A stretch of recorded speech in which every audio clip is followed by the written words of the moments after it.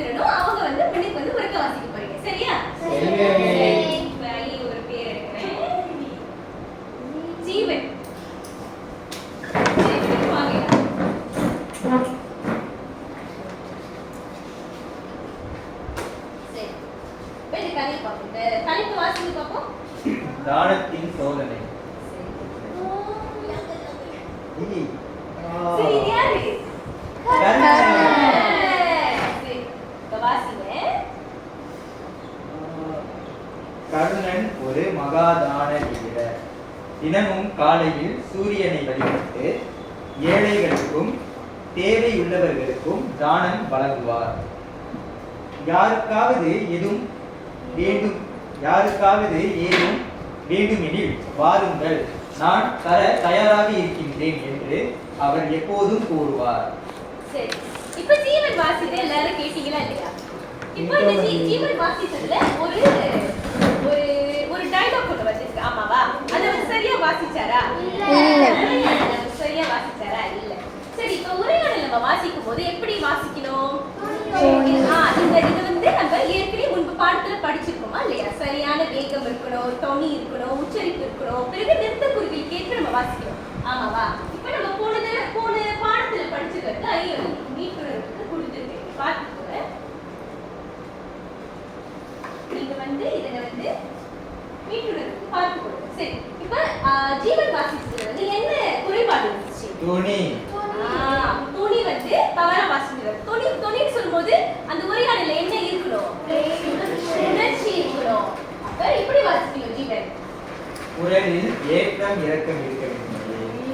அப்ப அந்த உரையாடல் வந்து யாருக்காவது எதுவும் வேண்டுமெனில் வாருங்கள், நான் தர தயாராக இருக்கிறேன் என்று அவர் எப்பொழுதும் கூறுவார். அந்த மாதிரி சொல்லுங்க பாப்போம். யாருக்காவது ஏதும் வேண்டுமெனில் வாருங்கள், நான் தர தயாராக இருக்கின்றேன் என்று அவர் எப்போதும் கூறுவார். சரியா வாசிச்சாரா? சரி, சரி, அமர்ந்து இருங்க, அமராங்க. அந்த அலைவரிசையிலிருந்து ஒரு அலைவரிசை தெரிஞ்சிருக்கு. எந்த நண்பர் வாசிக்கிறார்? ஐ சுட்டிட்டி சர்வினை. சரி, சரி, வாங்க. சரி, இந்த கதையில என்ன சொல்றாங்க? கண்ணன் வந்து தானம் எப்போதும் வழங்குவாரு. அப்ப அடுத்தது என்ன நடக்கும்? யாரு? முனிவரா? சரி, யாருன்னு பார்ப்போம். வாசிக்க சரி. ஒரு நாள் கர்ணன் வழக்கம் போல் தானம் வழங்கி கொண்டிருந்தார். அப்போது ஒரு முதிய பிராமணர் அவரை அனுப்பினார். அவர் உண்மையில் இந்தியர், ஆனால் பிராமணர் வேடமிட்டு வந்திருந்தார். கர்ணன் அவரை கண்டு மரியாதையுடன், ஐயா, உங்களுக்கு என்ன வேண்டும்? தயக்கமின்றி சொல்லுங்கள் என்றார். சரி, இப்ப ஷர்வின் வாசிச்சது சரியா? இல்லையே. ஏன் இல்ல? வேகம் இல்லை. வேகம் இல்ல, ரொம்ப மெதுவா வாசிச்சீங்க ஷர்வின். இப்ப நீங்க ரொம்ப மெதுவா வாசிக்கிறாரு, என்ன இருக்கும்? அவங்களுக்குலாம் வந்து சோல் படுத்து என்ன வாசிக்கிறாரு அப்படின்னு புரியாது, சலிப்பு தட்டிவிடும். அப்ப நீங்க சரியான வேகத்துல வாசிக்கணும். சரியான வேகத்துல எப்படி வாசிக்கணும்? ஐயா வாசிக்கிறாங்க. ஒரு நாள் கர்ணன் வழக்கம் போல தானம் வழங்கி கொண்டிருந்தார். அப்போது ஒரு முதிய பிராமணர் அவரை அணுகினார். அவர் உண்மையில் இந்தியர், ஆனால் பிராமணர் வேடம் விட்டு வந்திருந்தார். கர்ணன் அவரை கண்டு மரியாதையுடன், ஐயா, என்ன வேண்டும்? தயக்கமின்றி சொல்லுங்கள் என்றார். இதுதான் சரியான வேகம். இந்த கதையை வாசிக்கிறேன். சரியா ஷெர்வின்? ஒரு தடவை வாசி காட்டுறீங்களா? ஒரு நாள் கர்ணன் வழக்கம் போல் தானம் வழங்கி கொண்டிருந்தார். அப்போது ஒரு முதிய பிராமணர் அவரை அணுகினார். அவர் உண்மையில் இந்தியர், ஆனால் பிராமணர் வேடமிட்டு வந்திருந்தார். கர்ணன் அவரை கண்டு மரியாதையுடன், ஐயா, உங்களுக்கு என்ன வேண்டும்? தயக்கமின்றி சொல்லுங்கள் என்றார். சரி, எல்லாரும் ஷெர்வினுக்கு கை தட்டி கொடுங்க. ஷெர்வின் ஒரு அலைவரிசை வருங்க.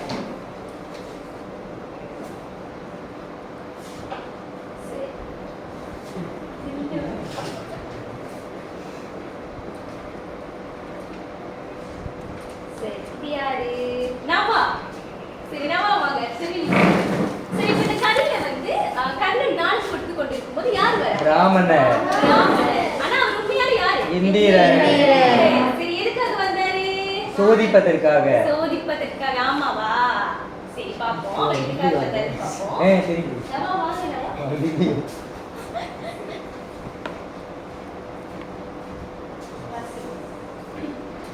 அந்த பிராமணர் மெதுவாக, மகாதான வீரா, நான் ஒரு வரம் கேட்க வந்துள்ளேன், நீ என்ன கேட்டாலும் தருவாயா என்று கேட்டார். கர்ணன் சிரித்துக்கொண்டு, ஆமாம், நான் ஒருபோதும் இல்லை என்று சொல்ல மாட்டேன் என்றார். சரி, இப்ப நாம வாசிச்சது எல்லாரும் கவனிச்சீங்களா? என்ன குறைபாடு இருக்கு? துணி வரல, உச்சரிப்பு வரல.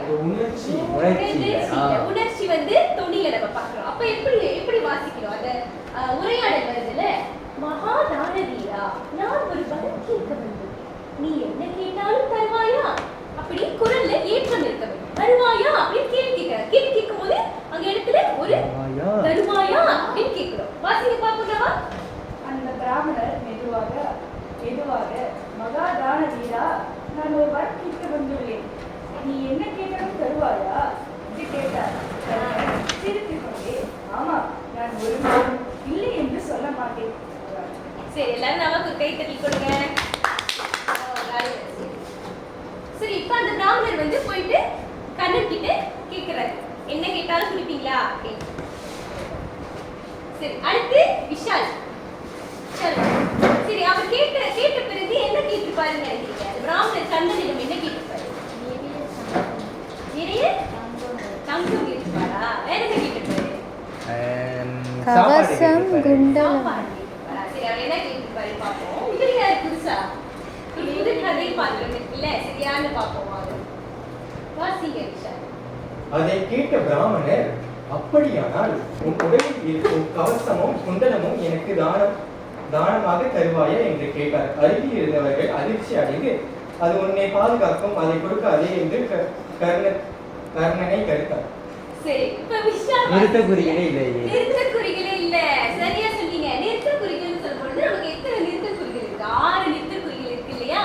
அப்ப இந்த இடத்துல வந்து காற்புள்ளி இருக்கு, முற்றுப்புள்ளி இருக்கு. அப்ப அந்த முற்றுப்புள்ளி காற்புள்ளி இடத்துல எல்லாம் நம்ம நிறுத்தி அதன் பிறகுதான் வாசிக்கணும். எப்படி வாசிக்கணும்? இப்ப அதை கேட்ட பிராமணர் அந்த இடத்துல கொஞ்சம் நிக்கணும். அதை கேட்ட பிராமணர், அப்படியானால் உன் உடலில் இருக்கும் கவசமும் குண்டலமும் எனக்கு தானமாக தருவாயா என்று கேட்டார். கேட்டாலும் முற்றுப்புள்ளி வந்துச்சு. அப்ப அங்க நீங்க நிறுத்தணும். அதன் பிறகு அருகில் இருந்தவர்கள் அதிர்ச்சி அடைந்து, அது உன்னை பாதுகாக்கும், அதை கொடுக்காதே. கொடுக்காதேக்கு பிறகு என்ன இருக்கு? ஆச்சரியக்குறி. கொடுக்காதே அப்படின்னு சொல்லிட்டு அவங்க ஆச்சரியப்படுற மாதிரி நம்ம அந்த இடத்துலயும் நிறுத்தணும். அதன் பிறகுதான் என்று கர்ணனை தடுத்தனர் அப்படின்னு வாசிக்கணும். ஒரு தடவை வாசிக்காதீங்க. அதை கேட்ட பிராமணர், அப்படியானால் உன் உடலில் இருக்கும் கவசமும் குண்டலமும் எனக்கு தானமாக தருவாயா என்று கேட்டார். அருகில் இருந்தவர்கள் அதிர்ச்சி அடைந்து, அது உன்னை பாதுகாக்கும், அதை கொடுக்காதே என்று கர்ணனை தடுத்தனர். எல்லாரும் விஷாலுக்கு கை தட்டுங்க. அலைவரிசை எடுத்துக்கோங்கயா. சரி, இப்போ இந்த கதையில என்ன நடக்குது? அவங்க என்ன கேட்கிறாங்க? பிராமணர் வந்து கர்ணனிடம் என்ன கேட்கிறாங்க? குண்டலம், கவசமும் குண்டலம். இந்த கதையை மகாபாரதம் கதையை படிச்சவங்க கண்டிப்பா தெரியும். கர்ணனுக்கு வந்து ரொம்ப நெருக்கமான ஒரு விஷயம் வந்து அவருடைய கவசமும் குண்டலமும். அப்ப அதை கொடுத்துட்டாங்கன்னா கர்ணனிடம் என்ன இருக்கும்? ஒண்ணுமே இருக்காது. அது அவரோட உயிருக்கு ஆபத்து. அப்ப அதை அறிந்த ஊர் மக்கள் வந்து கொடுக்காதே என்று தடுக்கிறாங்க. ஆமாவா? இப்ப இந்த கதையில அடுத்து என்ன நடக்கும்? கர்ணன் கொடுப்பாரா கொடுக்க மாட்டாரா? கொடுக்க மாட்டாரு. சரி, கொடுப்பாரா பார்ப்போம். வாங்க சார்.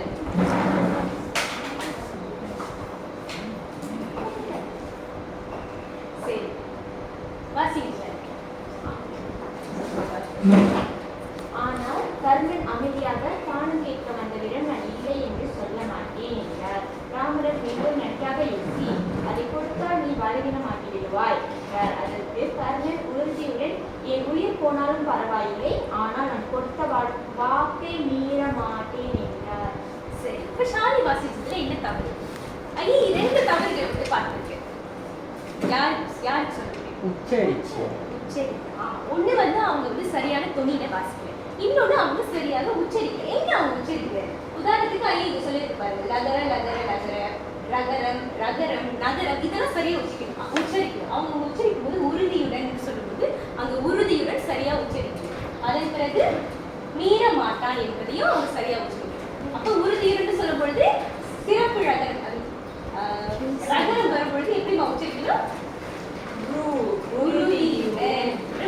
சரியா உச்சரித்து வாசிங்க பார்ப்போம். ஆமா. ஆனால் கர்ணன் அமைதியாக தானும் கேட்க வந்தவரிடம் நான் இல்லை என்று சொல்ல மாட்டேன் என்றார். பிராமணர் மீண்டும் நன்றாக யோசி, அதை கொடுத்தால் நீ பலவீனமாகி விடுவாய் என்றார். அதற்கு கர்ணன் உறுதியுடன், என் உயிர் போனாலும் பரவாயில்லை, ஆனால் நான் கொடுத்த வாக்கை மீற மாட்டேன் என்றார்.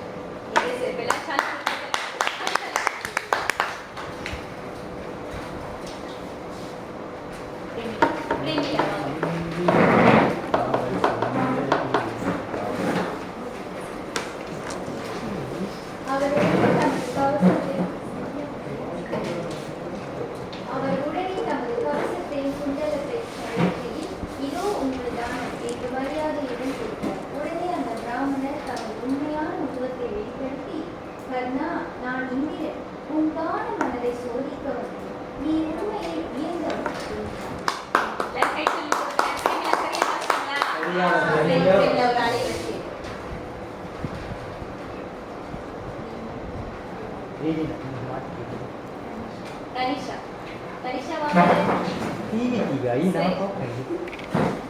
சரி, அப்போ கடைசியில வந்து கர்ணன் கொடுத்தாரா இல்லையா? கொடுத்தார். கொடுத்தாரு. கவசத்தை கர்ணன் கைக்கு கொடுத்துட்டாரு. கர்ணன் தாழ்மையுடன் தானம் செய்வது என் கடமை மட்டுமே என்றார். இதை கேட்ட இந்திரன் மகிழ்ச்சி அடைந்து, உன் நல்ல மனதிற்காக நான் உனக்கு ஒரு சக்தி கவசத்தை வழங்குகிறேன் என்று கூறி அவனை ஆசீர்வதித்தார்.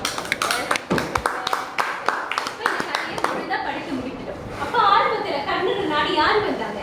இந்திரன். என்ன வேடம் வந்திருந்தாங்க. அப்ப அவர் என்ன கேட்டாரு? கவசமோ குண்டலமோ கேட்டாரு. கர்ணன் கொடுத்தாரா? கொடுத்தாரு. அதன் பிறகு இந்திரன் என்ன சொன்னாரு? அவருக்கு எப்படி பூரிப்படைந்தாரா இந்திரன்? ஆமா பூரிப்படைந்து இந்திரன் கர்ணனுக்கு என்ன கொடுத்தாரு? இந்திரன் சக்தி கவசம் ஆசீர்வதிச்சாரு இந்திரன். அப்ப இதுலயே நமக்கு என்ன தெரியுது? தானம் வழங்க வேண்டும். ஆமா, நம்ம தேடி வரவங்களுக்கு நம்ம இல்லைன்னு சொல்லக்கூடாது. எப்பொழுதும் நம்ம உதவி செய்யணும். பண்பு நலன்கள் எடுத்துக்காட்டு ஊர் மக்கள் கர்ணன் மீது அதீத அன்பும் அக்கறையும் உடையவர்களாக திகழ்கின்றனர்.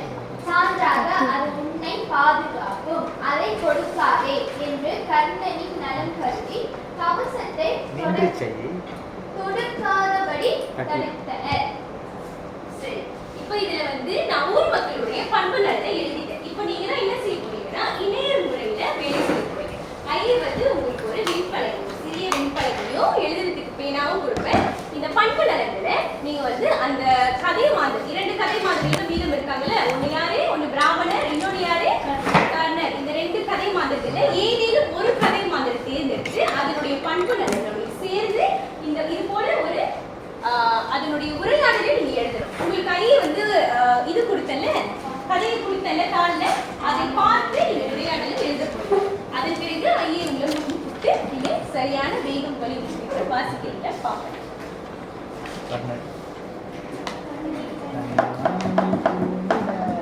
நீ 2 நிமிடம் தான் கொடுப்பேன், சீக்கிரமா எழுதிங்க.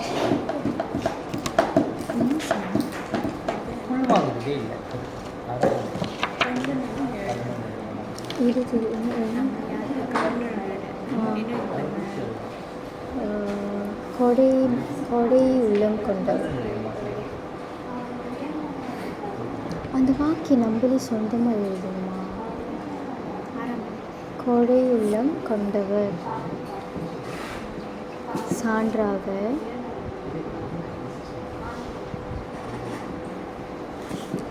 என்னது பிராமணராக வந்த இந்திரனுக்கு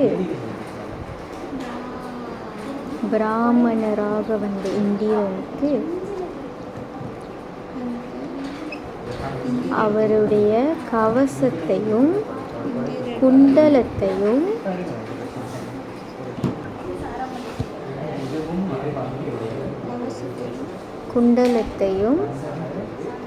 தானமாக வழங்கினார்.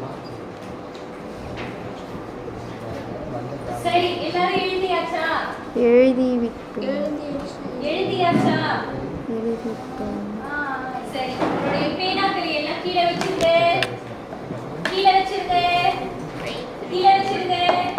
சரி, எல்லாரும் உங்களுடைய வெண்பலகை தூக்கி காமிங்க பாப்போம். சரி, எல்லாரும் எழுதிட்டீங்களா? சரி, இப்ப ஐ வந்து 2 குழுக்களை தேர்ந்தெடுப்பேன். உங்களுக்கு வந்து வாசிக்கலாம். யாரு வார போறா? சரி, வாங்க. சரி, விரைவா வாசிக்கலாம். தேர்ந்தெடுத்த கதை மாந்தர் வந்து கர்ணன். அதுல வந்து அவர் வந்து உதவு மனப்பான்மை உடையவர். சான்றாக வந்த பிராமணருக்கு அவர் அணிந்திருந்த பிராமணருக்கு தன் உயிரையும் மிஞ்சிய கவசத்தை கழற்றி கொடுத்தார். அடுத்து யாரு? அடுத்து இந்த குழு நாங்கள்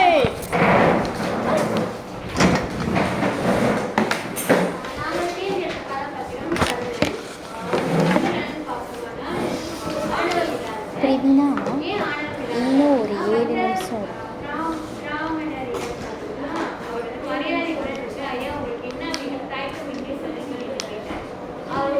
போசா ஐ வந்து உங்களுக்கு இந்திரனுடைய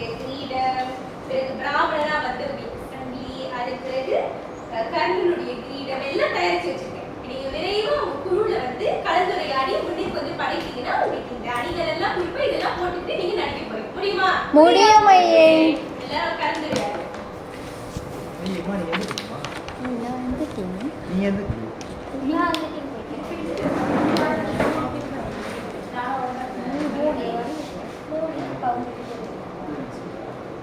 நம்ம 3 பேரு நீங்க 3 பேரு.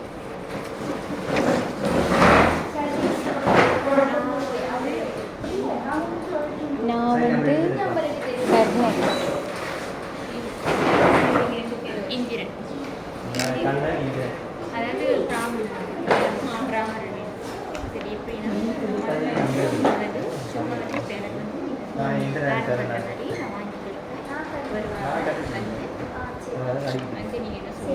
எனக்கு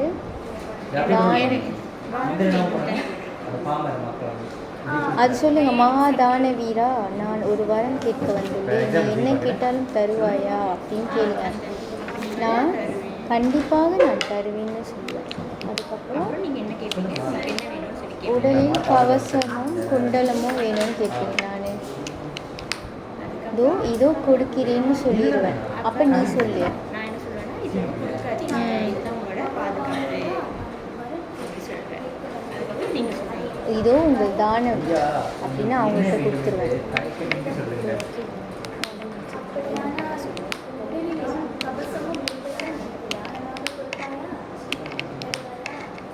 சரி, எல்லாரும் தயார் செய்துட்டீங்களா?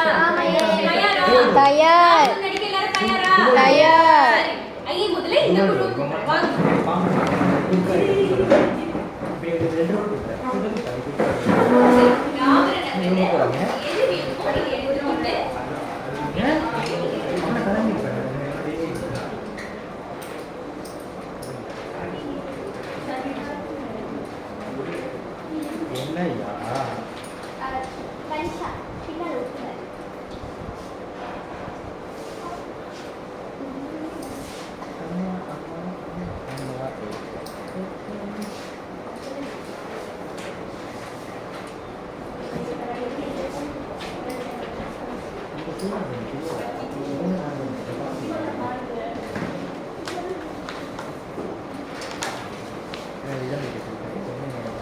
சரி, அவங்க நடிக்கும் பொழுது மற்ற குழுக்கள் வந்து கவனம் செலுத்தணும். கதை பேசிட்டு இருக்காதீங்க.